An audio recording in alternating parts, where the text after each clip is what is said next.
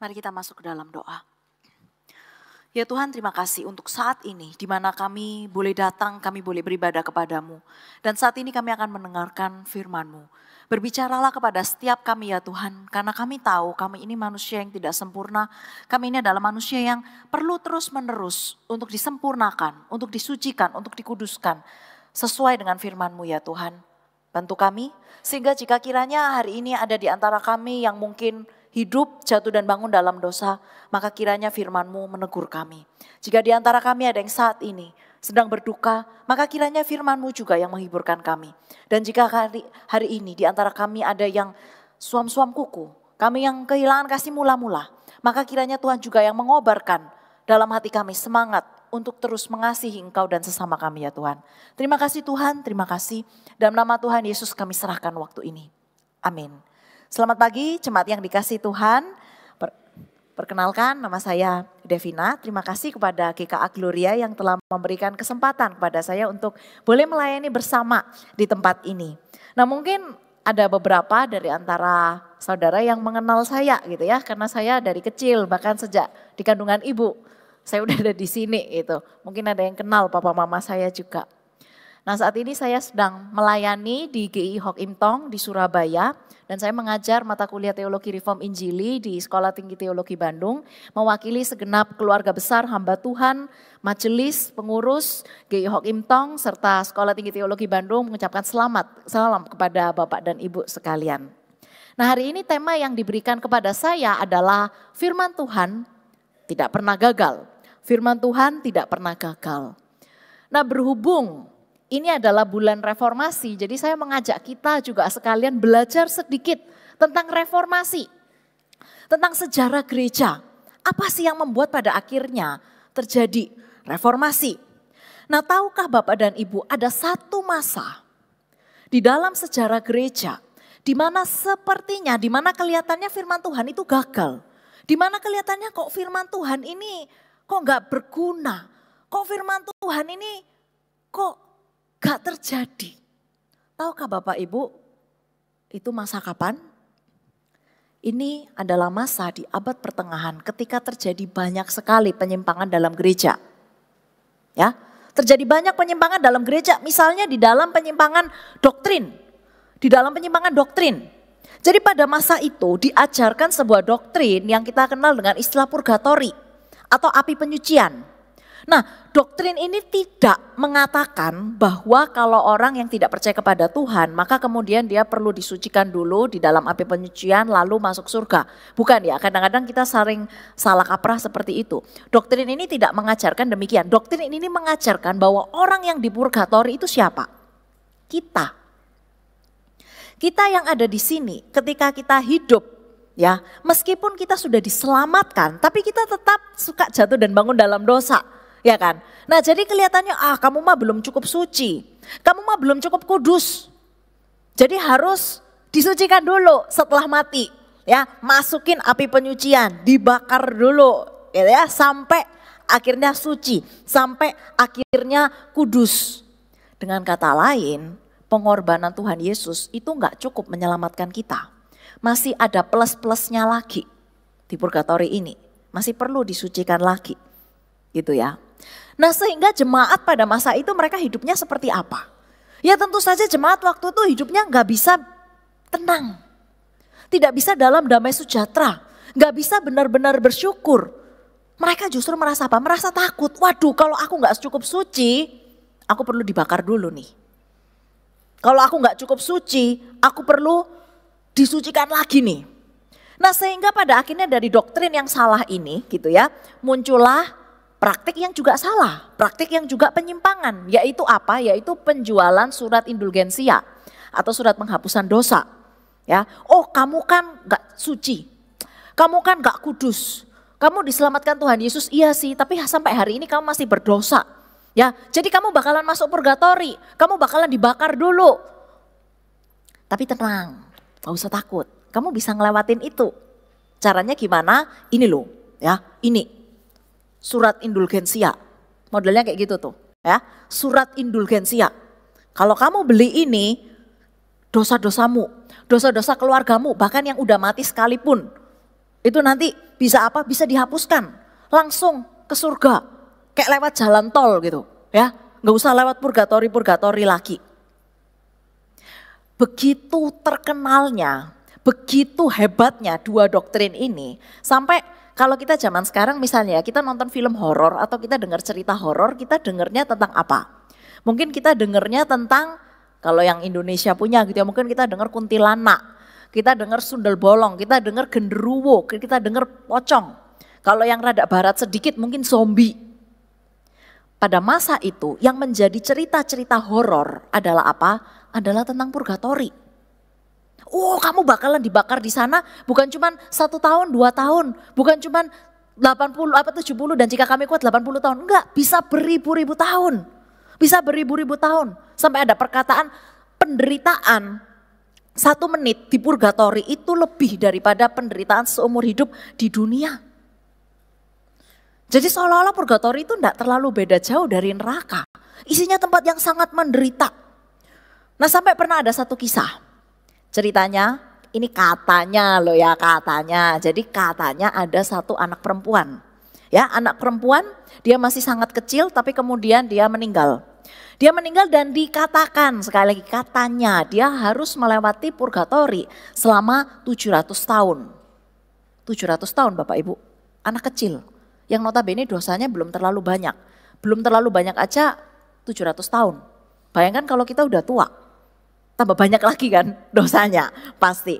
Nah tapi pada akhirnya jatah dia di purgatori yang tadi 700 tahun itu cuma tinggal 15 hari. Kenapa? Karena dikatakan keluarganya yaitu membeli indulgensia gitu ya. Menerima yaitu menerima kebajikan, menerima kesucian dari Santa Santo sehingga oh ya udah dia dihitung udah bener nih, udah nggak usah lewatin purgatori lagi. Dan sekarang si anak itu katanya itu ngomong ke orang tuanya, kamu harus kabarin nih ke orang-orang supaya beli surat ini nih. Supaya dia juga nggak perlu ngelewatin purgatori kayak aku, di courting gitu ya jatahnya di purgatori. Seperti itu. Sangat luar biasa, gila sekali. Ya. Nah pertanyaannya kok bisa sampai ada doktrin seperti ini? Kok bisa ada praktek seperti ini di dalam gereja? Padahal kalau kita lihat doktrin ini dan praktek ini nggak ada di Alkitab. Ya kan? Nggak ada di Alkitab. Kenapa kok bisa terjadi? Jawabannya adalah gini Bapak Ibu. Karena pada masa itu yang namanya gereja itu otoritas tertingginya bukan Alkitab. Jadi kalau kita lihat di gambar itu tadi ya, di bagian itu tadi, di grafik ini. Antara tradisi gereja, Alkitab sama rohaniawan itu setara, sejajar. Rohaniawan ini bisa macam-macam ya, paus bisa, romo bisa, kemudian teolog-teolog dan sebagainya, individu intinya. Sementara tradisi gereja itu misalkan perkataan bapak-bapak gereja. Seperti itu. Nah kalau kita kan selalu menganggap Alkitab nomor 1 nih. Tradisi gereja oke. Ya, perkataan bapak-bapak gereja oke. Perkataan rohaniawan, teolog ini, teolog itu, hamba Tuhan ini, hamba Tuhan itu.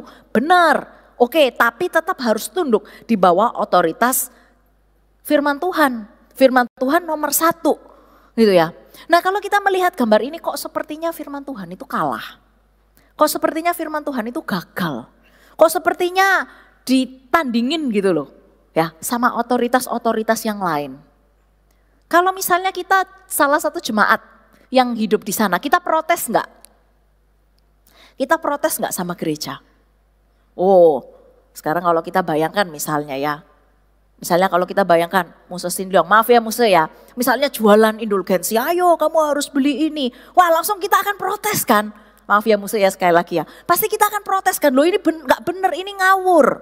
Tapi kenapa pada masa itu jemaat tidak bisa protes? Apa yang terjadi? Kenapa jemaat tidak bisa protes? Karena mereka tidak punya akses ke Alkitab. Bukan cuma karena mereka gak punya barang fisiknya, kalau kita sekarang kan buka HP aja ada. Itu zaman dulu kertas itu mahal. Mereka bukan cuma nggak punya Alkitabnya, mereka juga nggak bisa bahasa Latin. Pada masa itu Alkitab cuma ada bahasa Latin, bukan bahasa sehari-hari. Bahasa Jerman itu nggak ada, Inggris itu nggak ada, cuman bahasa Latin. Gitu ya. Jadi mereka nggak punya kesempatan, mereka nggak punya akses kepada Alkitab. Itu yang dialami oleh jemaat pada masa itu. Itu yang dialami oleh mereka, sangat kasihan sekali. Sehingga apa yang terjadi? Sehingga yang terjadi adalah jemaat harus mengandalkan individu tertentu. Harus mengandalkan rohaniawan, harus mengandalkan hamba Tuhan, harus mengandalkan biarawan. Gak bisa baca Alkitab sendiri. Gimana caranya? Harus mengandalkan itu. Padahal orang-orang ini juga manusia. Manusia yang gimana? Manusia yang bisa salah. Manusia yang kalau bisa ngajar, bisa ngawur, bisa korup, bisa gak karu-karuan, bisa punya agenda pribadi. Sehingga ya makanya muncullah itu tadi. Ya, surat indulgensia, purgatori. Kalau kita pernah ke Eropa, kita lihat Basilica of Saint Peter itu, kok bisa jadinya sebagus itu. Salah satu kontributor terbesar adalah dari surat indulgensia. Makanya bangunannya bisa sekeren itu. Itu dulu tapi ya, itu dulu yang terjadi. Terjadi banyak penyimpangan seperti itu. Nah, tapi di masa itu, pada akhirnya abad 16-an gitu, muncullah seorang biarawan yang saya yakin kita pasti tahu, sudah sering mungkin dengar, seorang biarawan namanya Martin Luther. Dia salah satu bapak reformator gitu ya, bukan satu-satunya, salah satunya. Tapi yang paling pertama itu adalah Martin Luther. Nah awalnya dia seperti jemaat pada umumnya yang gak tahu apa-apa, dia pun hidup dalam ketakutan. Aduh gimana nih kalau sampai aku mesti ngelewatin purgatori yang gak tahu berapa puluh ribu tahun mungkin ya untuk dia gitu ya. Dan dia sehingga dia ketika membayangkan itu, dia gak pernah bisa melihat Tuhan itu sebagai Allah yang penuh kasih. Sebaliknya dia melihat Tuhan itu sebagai Allah yang penuh murka. Dia bahkan mengatakan seperti ini, aku lebih dari satu kali terdesak ke jurang keputusasaan, sampai-sampai aku berharap tak pernah dilahirkan. Mengasihi Tuhan, aku membencinya. Ini yang Martin Luther katakan. Ini yang Martin Luther katakan. Dia nggak langsung lahir brojol jadi teolog hebat. Enggak, dia pun pernah bergumul sampai mengatakan seperti ini. Mengasihi Tuhan, aku membencinya. Nah tapi bedanya Martin Luther dengan jemaat awam pada masa itu adalah sekali lagi dia biarawan. Jadi dia punya akses ke Alkitab. Bahkan bukan cuma dia punya akses ke Alkitab, dia bisa bahasa Latin. Dia profesor, berarti dia sangat pintar ya. Nah jadi dia dengan giat baca Alkitab. Dia giat baca Alkitab dan sampai kemudian dia membaca ayat ini dan ayat ini yang juga akan jadi perenungan kita hari ini. Dari Roma 1 ayat 16 sampai 17, Bapak Ibu yang membawa Alkitab silakan dibuka sendiri. Saya akan membacakan bagi kita sekalian. Ini adalah ayat yang menjadi titik balik kehidupan Luther. Menjadi titik balik perjalanan iman Luther. Dan juga menjadi titik balik perjalanan sejarah gereja. Roma 1 ayat 16 sampai 17 mengatakan demikian.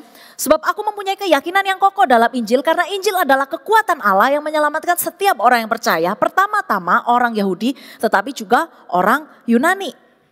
Sebab di dalamnya nyata kebenaran Allah yang bertolak dari iman dan memimpin kepada iman. Seperti ada tertulis orang benar akan hidup oleh iman. Dan membaca ini Martin Luther merenungkan, dia langsung dapat insight. Oh ya, kebenaran, keselamatan oleh iman. Dan singkat cerita kita tahu apa yang terjadi. Tanggal 31 Oktober dia memakukan 95 dalil di depan pintu gereja Wittenberg. Dan kita sekarang bisa merasakan warisan 5 sola itu. Warisan reform yang sangat terkenal. Saya yakin kita sudah hafal lah ya, sudah sering dikhotbahkan.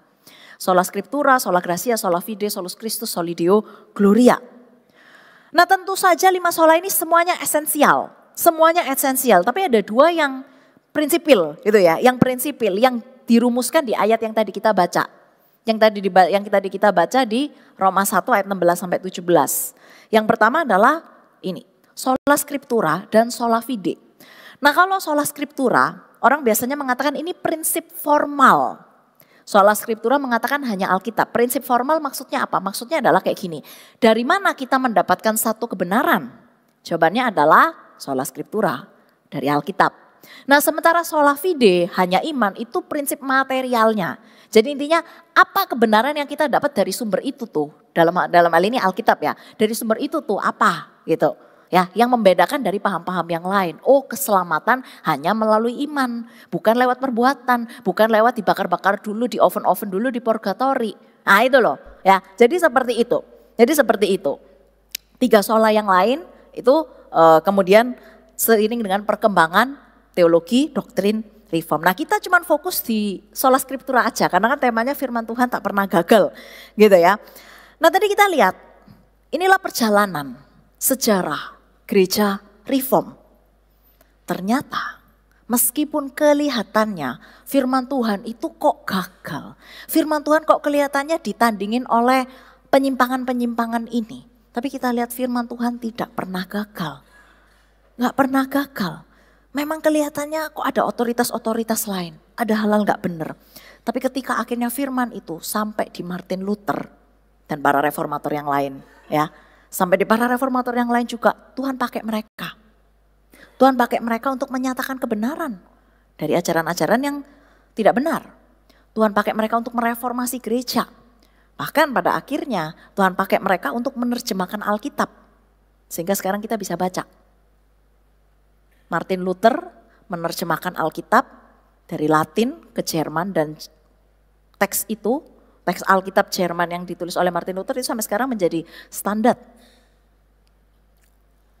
Itulah bagaimana kita melihat di dalam sejarah gereja pun sebenarnya firman Tuhan tidak pernah gagal. Nah tapi itu sejarah. Sekarang kita lihat ke diri kita sendiri. Kita orang-orang yang mengaku oh kita di dalam gereja Protestan.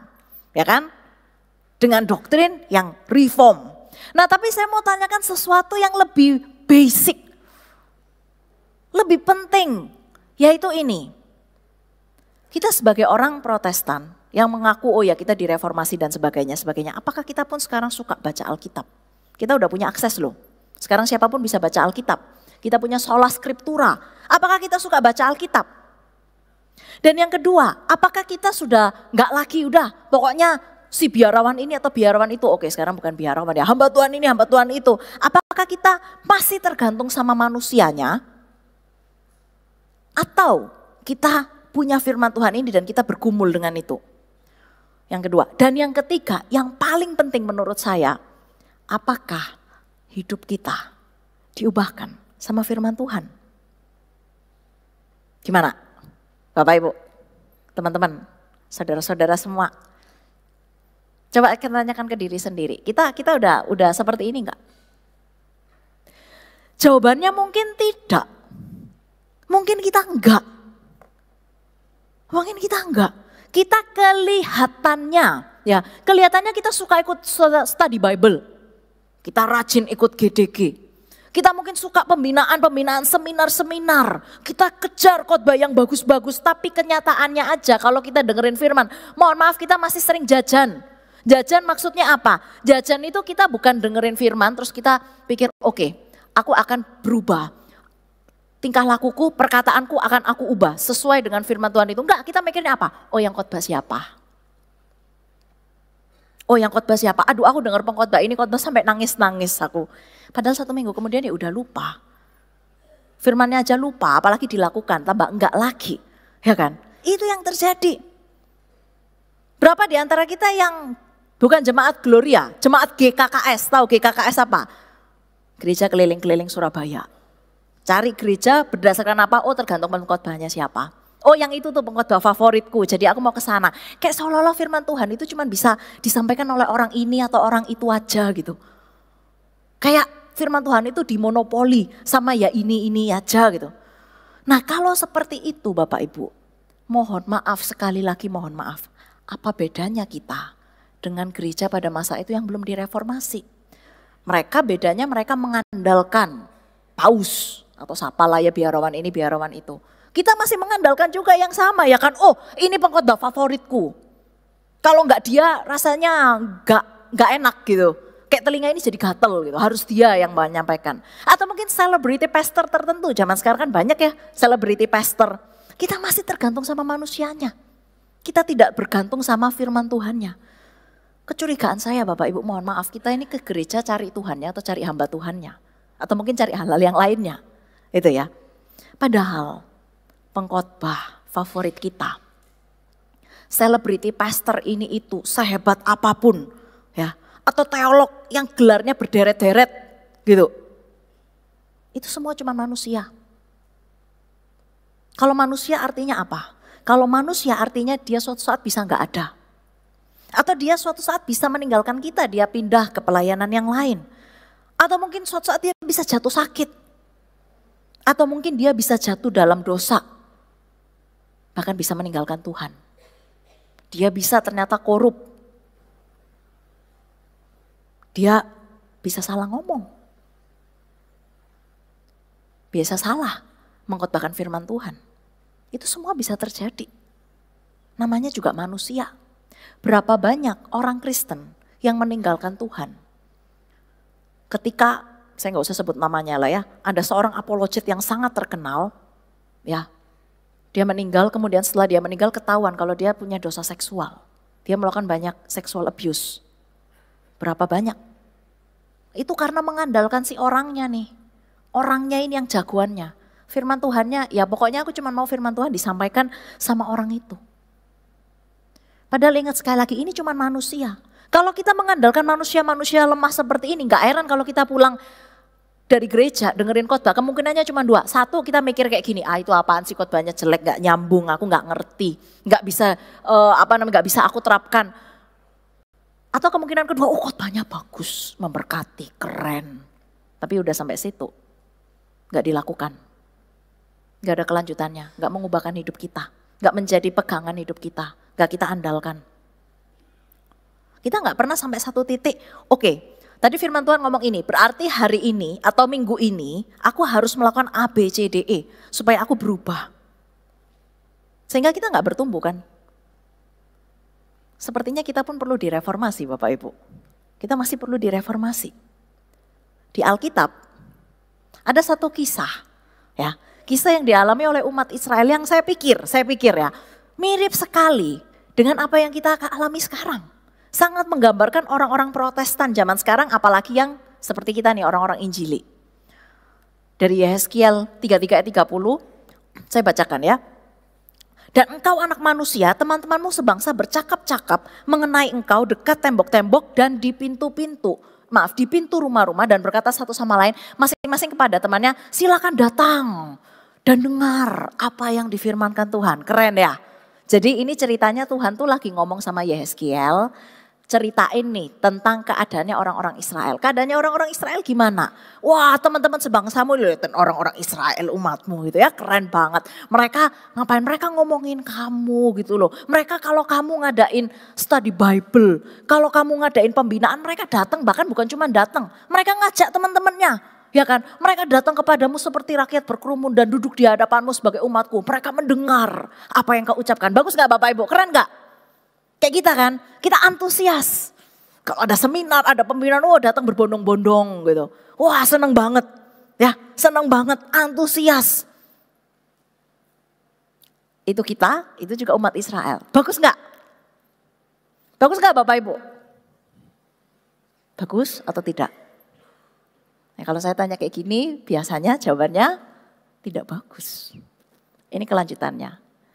Mereka mendengar apa yang kau ucapkan, tetapi mereka tidak melakukannya.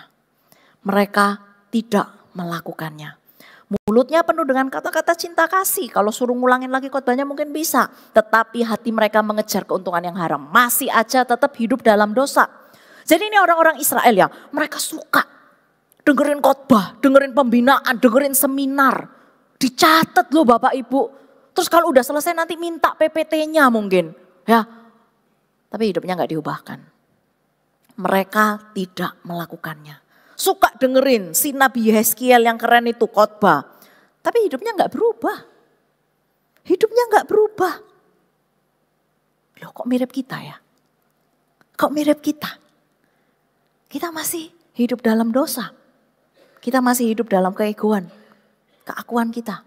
Kita masih punya dosa-dosa favorit yang sampai hari ini bahkan bukan cuma kita bergumul. Kita ya pokoknya tak lakuin aja lah, udah anggap aja gak dosa. Ya Tuhan ngertilah, ya kan. Bahkan paling parah kita berkelana mau mencari hamba Tuhan sehebat apapun. Pengkhotbah sekeren apapun. Iya bagus, keren, wow. Tapi ya udah. Masuk, jadi pengetahuan, selesai.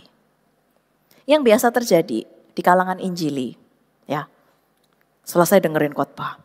Kita mungkin mikir, khotbahnya bagus nih. Ini keren banget, ini memberkati. Cocok buat si X atau si Y. Ya, cocok buat si ini, si itu. Loh padahal Tuhan pakai pengkhotbah itu untuk ngomong ke kita. Bukan ngomong ke si X, untuk ngomong ke si Y. Jadi kita pinter nih, ya kan? Kita pinter banget. Kita pinter banget, sangat-sangat pinter. Kita bahkan lebih hafal perkataan si teolog ini, teolog itu, si hamba Tuhan ini, hamba Tuhan itu, atau selebriti pastor ini atau itu daripada Alkitabnya. Tapi kita jadi pinternya buat apa? Pinternya buat menghakimi orang. Kita lebih pinter untuk apa? Nunjuk kesalahan orang. Tapi hidup kita nggak berubah. Pinter menghakimi orang. Dah sampai situ aja. Pertanyaannya adalah kok bisa? Kok bisa pengkhotbah sehebat apapun kita kesana kemari tapi hidup kita gini-gini aja? Bener gak sih kita mengalami perubahan? Kok bisa? Mau sehebat apapun pengkhotbahnya. Karena ini jawabannya. Sungguh engkau bagi mereka seperti seorang yang melakukan syair cinta kasih dengan suara yang merdu dan yang pandai main kecapi. Mereka mendengar apa yang kau ucapkan tetapi mereka sama sekali tidak melakukannya. Dan ini alasannya. Kenapa? Udah dengerin khotbah yang keren-keren gitu ya. Kita sebagai orang Injili. Tapi tetap hidup itu gak berubah. Tetap gak jadi kesaksian. Tetap gak jadi terang. Karena sehebat-hebatnya manusianya, si pengkhotbahnya itu cuman seorang yang melakukan syair cinta, cuman penyair aja. Ya pinter gitu kan, bisa ngomong, fasih bicara, mungkin punya wibawa, mungkin punya karisma. Tapi ya cuman itu aja, cuman alat. Yang namanya penyair itu tidak punya otoritas untuk mengubahkan hidup. Kita kalau misalnya denger orang bersyair atau denger lagu, ya kan kita gak merasa dia mengontrol hidup kita. Gak merasa dia berotoritas atas hidup kita. Ya seperti itu aja. Pada akhirnya memiliki otoritas untuk mengubahkan hidup kita itu cuma satu. Firman Tuhan yang diberitakan itu. Firman Tuhan yang maaf, tak pernah gagal. Nah kalau di bahasanya Yeskiel itu masih mendingan ya seperti penyair. Masih oke lah, masih kelihatan bagus. Kalau kita baca di Yesaya 40 ayat 8, wah itu lebih, kata-katanya lebih gak enak lagi. Tapi saya bacakan Yesaya 40 ayat 8, saya bacakan dari ayat 6-nya biar kita tahu konteksnya. Ada suara yang berkata, berserulah, jawabku apa yang harus keserukan? Seluruh umat manusia adalah seperti rumput dan semua semaraknya seperti bunga di padang. Di sini manusia digambarkan sebagai apa? Sebagai rumput. Sebagai bunga di padang. Hari ini ada, besok belum tentu ada. Semaraknya, wibawanya, kefasihannya, talentanya bagus. Tapi ya itu seperti bunga di padang. Nah ini apa yang Tuhan katakan? Rumput menjadi kering, bunga menjadi layu apabila Tuhan mengembusnya dengan nafasnya. Sesungguhnya bangsa itu seperti rumput. Rumput menjadi kering, bunga menjadi layu. Tetapi apa? Tetapi firman Allah kita tetap untuk selama-lamanya. Manusianya ya nggak tahu ya kan. Namanya juga rumput, namanya juga bunga di padang. Hari ini ada, besok udah nggak ada. Tapi yang tetap cuma satu, firman Tuhan. Tuhan bisa pakai siapapun Bapak Ibu, bisa pakai siapapun. Jangan lihat manusianya, jangan lihat manusianya. Karena manusianya mah cuma rumput, cuma penyair, cuma bunga ya kan. Biasanya orang khotbah ada poin 3, 4, 5. Saya cuma satu, ini ingat. Jangan menggantungkan diri sama manusianya. Mereka cuma alat, bisa salah. Tuhan bisa pakai siapapun. Gantungan diri sama apa? Sama firman Tuhannya. Sama firman Tuhannya. Dan itu yang paling penting. Itu yang paling penting. Di satu sisi itu, tapi di sisi lain ini sekaligus penghiburan dan teguran buat kita juga. Kalau Tuhan bisa pakai siapapun, berarti Tuhan kadang-kadang bisa pakai orang yang kita anggap gak usah didengerin. Itu juga Tuhan bisa pakai. Maksudnya apa? Maksudnya kayak gini. Bagi kita mungkin yang teman-teman yang masih muda gitu ya. Yang sian-sin, yang fungsian gitu. Kita mungkin kalau ngelihat orang-orang tua yang kolot-kolot ini susu atau ence ini ngomong apa gitu kan. Kirim email aja gak bisa. WhatsApp aja mesti diinstalin gitu kan. Twitter gak tahu, Instagram gak tahu, gak usah didengerin. Itu mah udah apalah, udah kadaluarsa. Nah, kita kan suka mikir kayak gitu kan. Wah ini mah pengalamannya udah gak usah dipakai. Tuhan bisa bicara lewat mereka. Tuhan bisa bicara lewat mereka. Dengerin. Sebaliknya buat yang lebih senior. generasi yang di atas. Kita lihat anak-anak zaman sekarang, kamu masih hijau, kamu gak tahu apa-apa. Tuhan bisa bicara lewat mereka. Tuhan bisa bicara pakai keledai. Masa Tuhan gak bisa pakai yang lain? Ya kan? Kalau kita peka, kalau kita punya hubungan yang dekat sama Tuhan, omongan anak-anak paling gak berpengalaman sekalipun, sampai orang tua yang kita anggap paling kolot sekalipun, Tuhan bisa bersabda. Kalau kita punya hubungan sama Tuhan. Nah, Bapak Ibu, saya khotbahin ini bukan berarti saya sudah tidak bergumul, ya. Ini adalah pergumulan saya juga. Saya bergumul banget dengan hal ini, mencintai firman Tuhan dan tidak mengandalkan manusianya. Dulu saya kan suka gitu ya, dengerin khotbah-khotbah yang keren-keren gitu. Cari pengkhotbahnya siapa, GKKS juga. Bahkan baca buku teologi yang oke. Dulu saya seperti itu. Nah, ini pengakuan dosa ya. Sampai suatu kali akhirnya saya masuk STT. Saya masuk STT. Nah di STT itu kan kalau kita daftar pasti ada formulirnya. Nah di formulir itu ada satu pertanyaan seperti ini Bapak Ibu. Apa yang Anda harapkan setelah belajar di STT ini gitu? Ya terus saya jawab gitu kan. Dengan polosnya saya nulis, saya ini sebenarnya gak suka baca Alkitab. Jadi ya saya harap setelah saya studi di sini saya lumayan lah bisa ngerti Alkitab gitu loh. Saya nulis seperti itu. Bayangkan hamba Tuhan nulis kayak gitu. Itu kan pengakuan dosa banget gitu kan. Pada akhirnya hari di mana kita calon mahasiswa itu diinterview, diwawancara. Kalau kita masuk STT kan harus diwawancara gitu ya. Nah salah satu yang mau wawancara saya itu percaya atau enggak itu dosen Alkitab. Dosen Perjanjian Baru waktu itu ya. Terus beliau itu baca gitu kan ya, baca formulir saya gitu dibaca. Terus sampailah di pertanyaan itu, apa yang kamu harapkan? Dia berharap bisa suka baca Alkitab karena saya gak suka baca Alkitab. Lalu dosen saya itu sampai sekarang saya masih ingat. Dosen saya itu bilang, Dev, kalau kamu gak suka baca Alkitab, gak usah jadi hamba Tuhan pun gak apa-apa. Kamu melayani Tuhan itu macam-macam. Kamu di gereja, ya, kamu jadi OB yang sapu-sapu itu tuh juga udah melayani Tuhan kok. Saya dibilang kayak gitu. Jadi langsung saya pikir apa, wah bakalan gak diterima ini. Ya kan udah sampai dibilang kayak gitu. Tapi ya mujizat gitu loh, saya bisa keterima, kan aneh. Tapi saya keterima di sana dan saya menjalani hari-hari saya di sana ya agak gak gampang. Karena sekali lagi saya gak suka baca Alkitab Bapak Ibu. Pernah satu kali ada ujian gitu kan ya. Ujian terus kita belajar, terus saya itu bisa blank, saya tanya ke teman saya. Bukan waktu ujiannya ya, waktu belajar. Kalau ujian kan gak boleh. Musa itu belah laut apa ya? Kok aku lupa. Musa belah laut apa Bapak Ibu? Oh ternyata bukan saya yang gak tahu, bukan cuma saya gak tahu. Musa belah laut Teberau. Nah waktu itu saya gak tahu, sampai teman saya itu shock. Kamu bibli kamu anjlok banget, gila. Itulah yang terjadi. Nah di STT itu ada kayak kelompok-kelompok kecil. Kalau di sini istilahnya GDG. Kalau di istilah gereja lain CG gitu ya. Nah di GDG itu atau CG itu kan ada dosennya, ada mahasiswanya. Dan waktu itu kita membahas tentang tujuan hidup. Satu-satu sharing, saya tujuan hidupnya ini, saya hidupnya ini. Sampailah di dosen saya, gitu ya. Sampailah di dosen saya. Ini dosennya beda, dosen Alkitab juga, tapi yang tadi kan Perjanjian Baru, ini Perjanjian Lama. Lalu dosen saya itu ngomong, saya mah tujuan hidup gampang kok. Tujuan hidup saya cuma satu, bukan sekolah tinggi-tinggi, bukan apa terkenal, tujuan cuma satu. Supaya orang suka baca Alkitab. Apalagi Alkitab, kitab-kitab PL. Soalnya banyak orang yang gak suka. Dan itu mancep banget. Kenapa? Karena ya juga ya. Jadi hamba Tuhan mah bukan masalah, aku khotbahnya bagus. Aku ngajarnya keren. Aku. Bukan. Supaya orang mencintai firman Tuhan, titik. Waktu pun berlalu, waktu mau lulus, dosen yang Perjanjian Lama itu saya suka banget rekam kuliahnya gitu kan ya.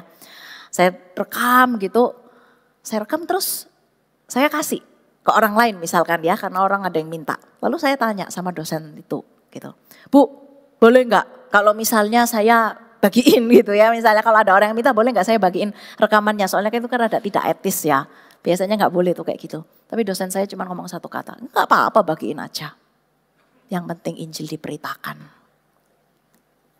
Yang penting Injil diberitakan. Ya pada akhirnya itu. Yang mengatur hidup kita, yang punya otoritas atas hidup kita itu apa? Firman Tuhan. Bukan si orang ini yang hebat atau orang itu yang hebat. Ya itu bagus, itu alat. Alat yang Tuhan pakai. Tapi kitanya sendiri, apakah kita lebih mengandalkan si orang ini, si orang itu? Atau kita mengandalkan firman Tuhan? Karena ingat, cuma satu yang gak bisa gagal. Cuma satu yang gak bisa gagal, firman Tuhan. Itu yang menuntun kita. Supaya kita gak serong ke kanan, serong ke kiri. Kalau cuma hamba Tuhan yang berbicara, lo kan terserah hamba Tuhan itu ngomong apa. Gak punya otoritas. Yang punya otoritas menegur kita. Menemplak kita kalau kita dosa. Kalau kita serong, cuma satu. Firman Tuhan. Mari Bapak Ibu, saya ajak kita untuk menundukkan kepala kita. Kita merenungkan. Apakah selama ini hidup kita sudah dipimpin oleh firman Tuhan? Hanya mengandalkan firman Tuhan dan bukan yang lain.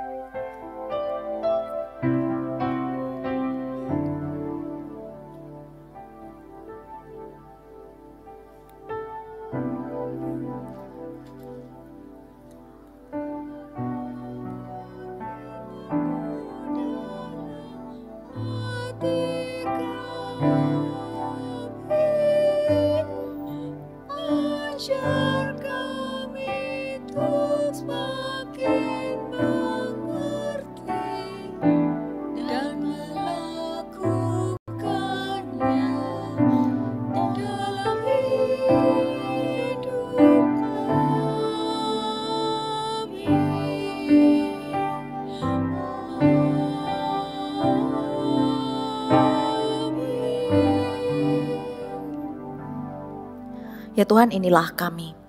Kami tahu Tuhan bahwa seringkali kami jauh dari firman-Mu. Kami tidak taat, kami tidak membiarkan firman itu untuk mengubahkan kami. Kami mencari ke sana dan kemari. Tapi mungkin kami mencari manusianya, bukan mencari firman-Mu ya Tuhan. Jika Tuhan mendapati kami demikian, maka ampunilah kami Tuhan. Biarlah kami memiliki hubungan yang karib dengan Engkau. Sehingga ketika kami mendengarkan firman-Mu, maka Engkau berbicara secara pribadi. Dan kami memiliki kehidupan yang berubah. Kami memiliki kehidupan yang makin lama makin kudus. Makin serupa dengan Engkau. Ajarlah kami supaya kami bisa bertumbuh. Dimanapun Engkau tempatkan kami. Kami menjadi terang-Mu.